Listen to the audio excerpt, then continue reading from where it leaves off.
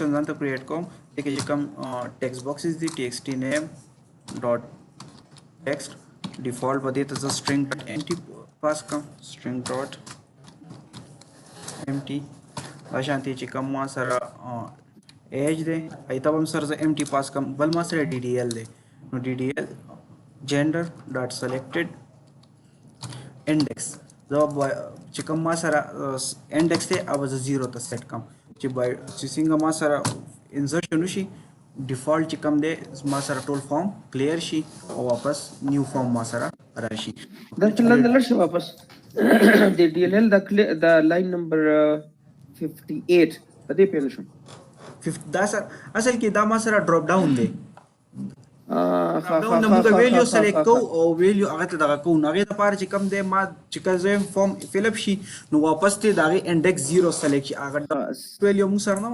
او پیشن فارم فیل اپ شي هغه واپس سلیکټ شي او ټیکس د ما سره 0 باندې ډیفالت ویلیو د سلیکټ ټیک د من دا DDL دی ولیکو نو مایک ته دا د SQL ته هغه سره کنفیوز شوم ټیک شو صحیح دی جی هغه اصل کې هغه د ډراپ ډاون آی ډی دا کنه جی واو صحیح دی پیشن موږ وسپل ایز د پاره د کړی دی چې کوم ټیکس باکس دی هغه TXT سره پریفکس وی د ډراپ ډاون DDL سره ها بس ټیک دی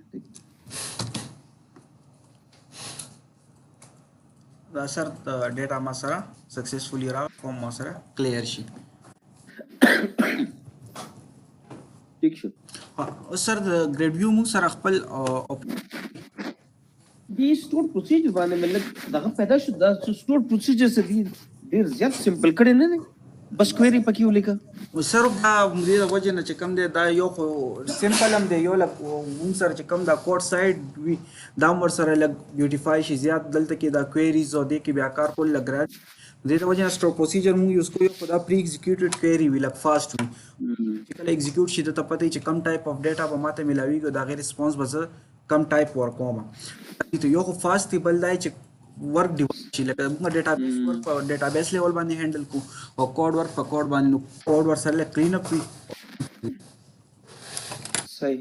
صحیح ما خو به چلته به ریټرن میټرن کوئی ضرورت نشته سمپل کوئری لکه دا سمپل کوئری اثر بس دی هغه کوي ٹھیک شو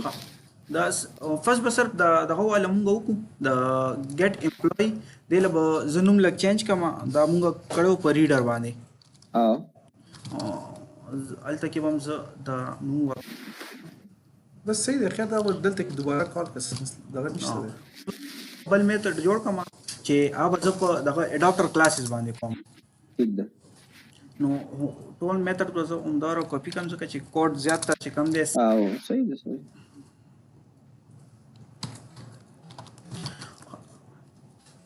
دلته کې سب پہله چې موږ اډاپټر کلاسز یوز کوو نو هغه د پاره چې کم دی سینټیکس ته د خپل SQL آیا په خپل کلاس ته SQL اډاپټر هغه موږ ډیکلیئر کوو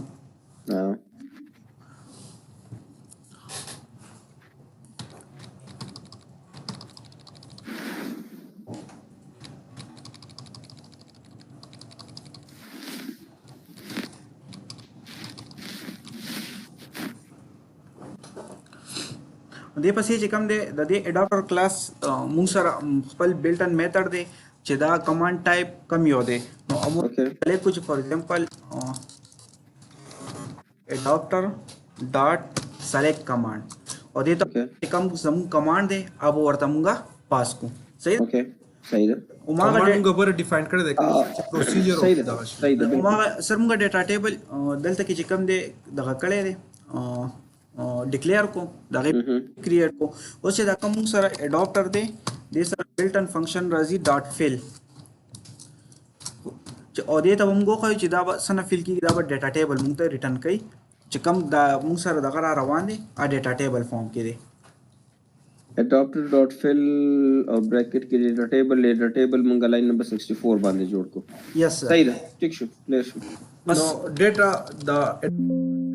سر دا سی چې ان کیس موږ سره ډیټا سیټ ریټرن کیږي نه سر پروسیجر نو دې موږ دا ډیټا سیټ فل کی او ډیټا دا ټیبل موږ ته ریټرن کی نو دې موږ ته ټیبل ریټرن کی